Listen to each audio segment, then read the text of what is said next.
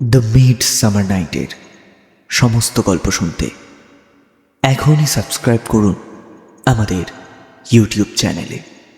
শুনতে থাকুন আমাদের আজকের গল্প, আশা দেবীর কলমে বিষের বাঁশি।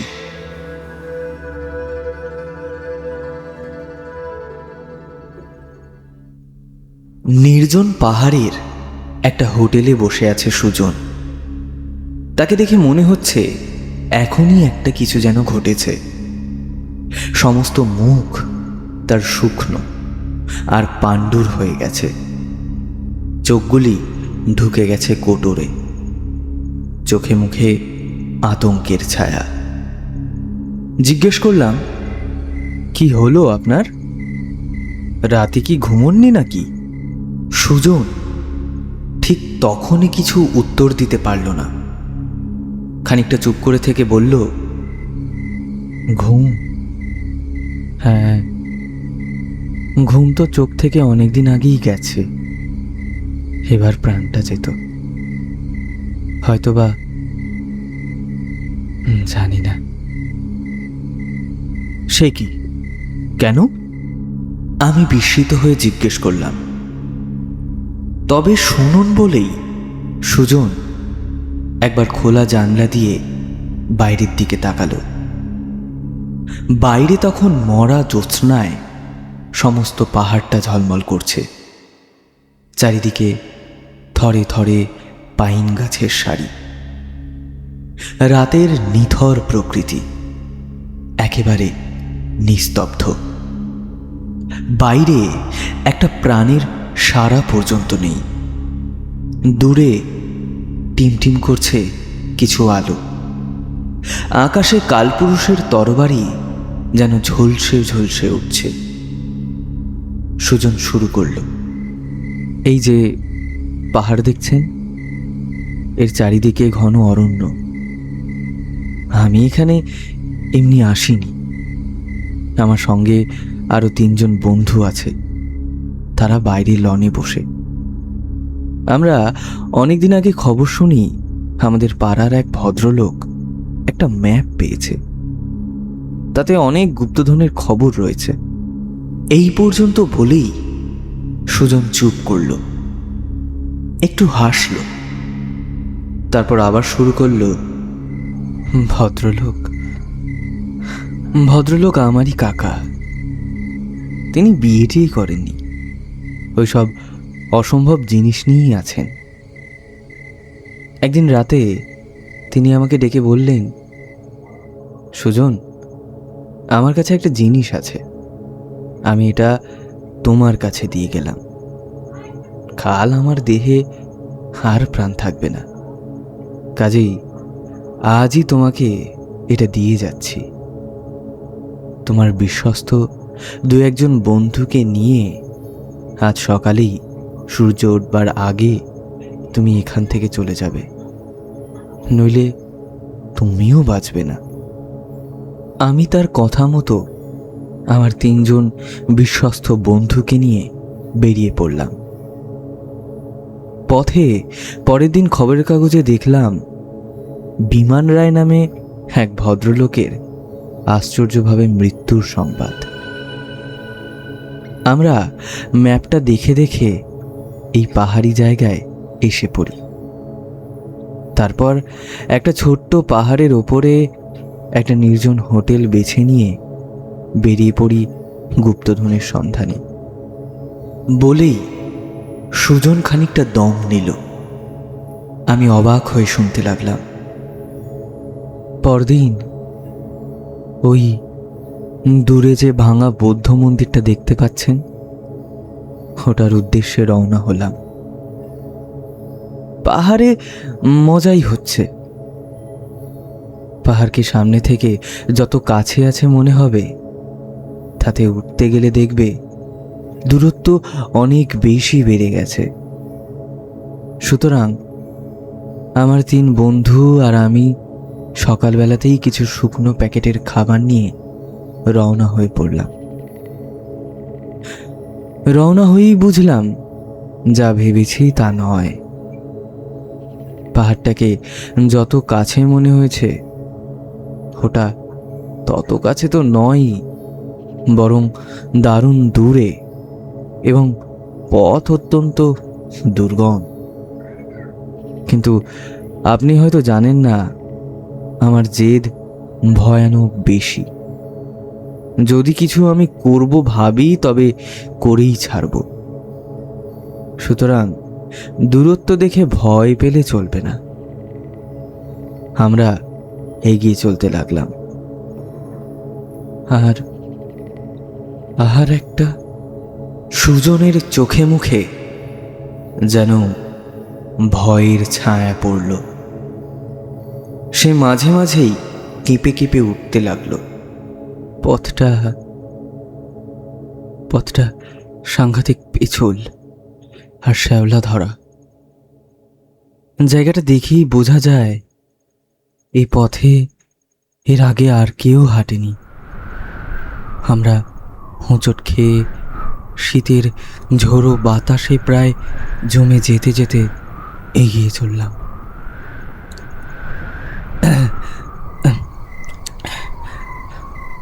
একটা কথা শুনুন। এটাই আশ্চর্য, আমরা যখন চলতে শুরু করলাম, সঙ্গে সঙ্গেই শিলাবৃষ্টি শুরু হলো। আমরা এক ভাঙা নির্জন কুঠিরে আশ্রয় নিলাম এবং ঠিক করলাম আর যাব না, ফিরে যাই।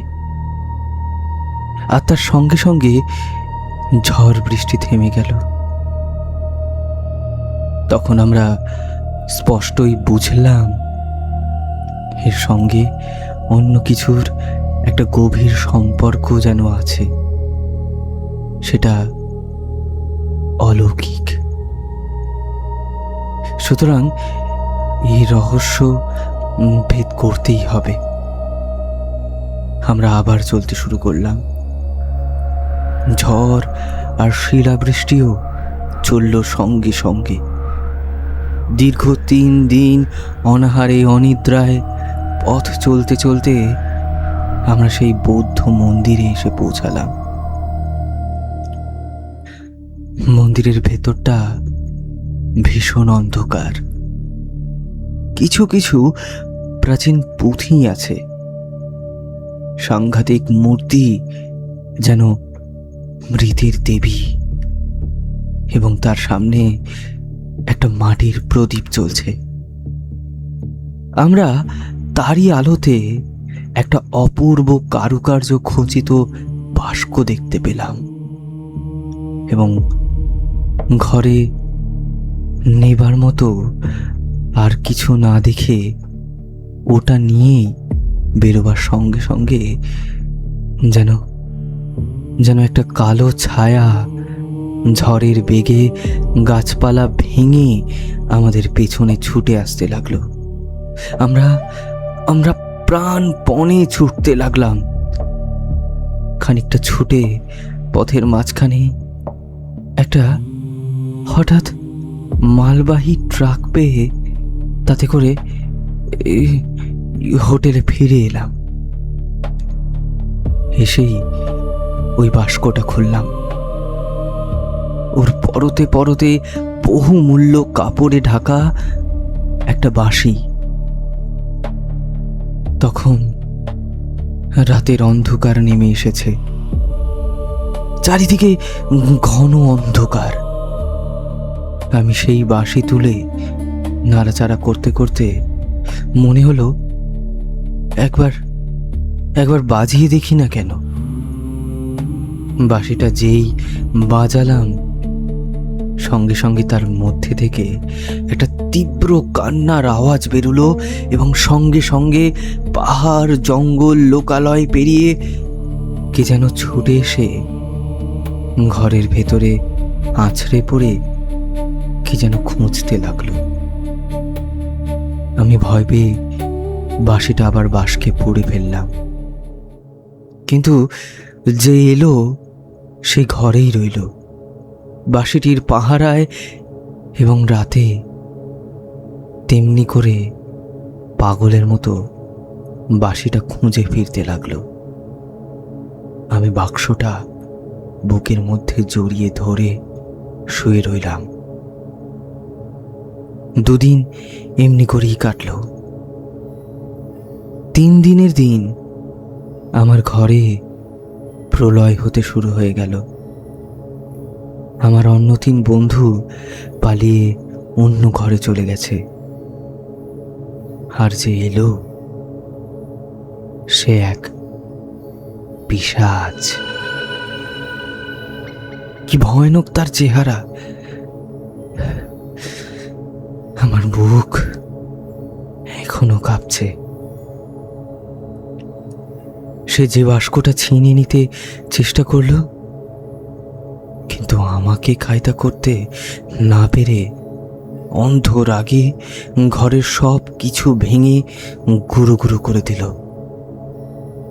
পরদিন সকালে কোথা থেকে এক লামা এলো হোটেলে। সে বলল, জাপানি বাঁশি বাজিয়ে পিশাচ কেন ডাকলেন? এখনই ও বাঁশি ঝর্ণার জলে ফেলে দিয়ে আসুন, নইলে আজই আপনার শেষ রাত। আমিও আর সহ্য করতে পারছিলাম না। আমার বন্ধুরা বলল, ওই বাঁশিটা ঝর্ণার জলে না ফেলে দিলে আমাকে হারাতে হবে। আমরা বাস্কটা নিয়ে চললাম, আর ঝড়ের মধ্যে দিয়ে সেই দীর্ঘদেহী, ঝড়ের মেঘের মতো কালো এক কঙ্কাল আমাদের সঙ্গে সঙ্গে ছুটে চলল। আমি কিছু দূর যেতেই সামনে যে ঝর্ণাটা পেলাম, তাতেই বাক্সটা ছুঁড়ে ফেলে ওইখানেই জ্ঞান হারালাম। আজ 5 দিন পর আপনি আমাকে দেখছেন। পরে শুনেছি ওটা এক পিশাচ সিদ্ধ তান্ত্রিক লামার সম্পত্তি। ও বাঁশি যার কাছে থাকে তারই সর্বনাশ হবে। আমার কাকা জানতেন না, ওই পিশাচের হাতেই তার প্রাণ গেছে। এবার আমি এটা নিশ্চিন্তভাবেই বুঝতে পেরেছি, আমারও প্রাণ যেত। আপনি জানেন না কিরণ বাবু, ও বাঁশির মধ্যে যেন জাদু আছে। কিছুতেই ওকে ছাড়তে ইচ্ছা করে না, কিন্তু না ছাড়লে আমার প্রাণ যাবে। তাই বাধ্য হয়ে ছাড়তে হলো। আমি স্তব্ধ হয়ে শুনছিলাম। বললাম, আপনি চলে যাবেন? সুজন বলল, হ্যাঁ, বন্ধুরা গাড়ি ডাকতে গেছে। গাড়ি এসে পড়ল বলে আমি এক্ষুনি চলে যাব। পৃথিবীতে এমনও অনেক জিনিস আছে কিরণবাবু, যার হদিশ এখনো আমরা জানি না, এবং তাদের সব কিছু বুদ্ধি এবং বিজ্ঞান দিয়েও ব্যাখ্যা মেলে না। আচ্ছা, আমি যাই, আমার গাড়ি এসে গেছে। টলতে টলতে সুজন ছায়ার মতো ঘুরে ঘুরে পাহাড়ি পথ দিয়ে নেমে চলল। আমি উঠে পড়লাম। আমার অন্য হোটেল, সেখানে রাত হবার আগে আমাকে ফিরতে হবে। শুনছিলেন আমাদের আজকের গল্প, আশা দেবীর কলমে বিষের বাঁশি। গল্প পাঠে ও বিভিন্ন চরিত্রে আমি হিমু। আবহ পরিকল্পনা টিম দ্য মিডসামার নাইট। সবাই ভালো থাকবেন, ভয়ে থাকবেন। শুভরাত্রি।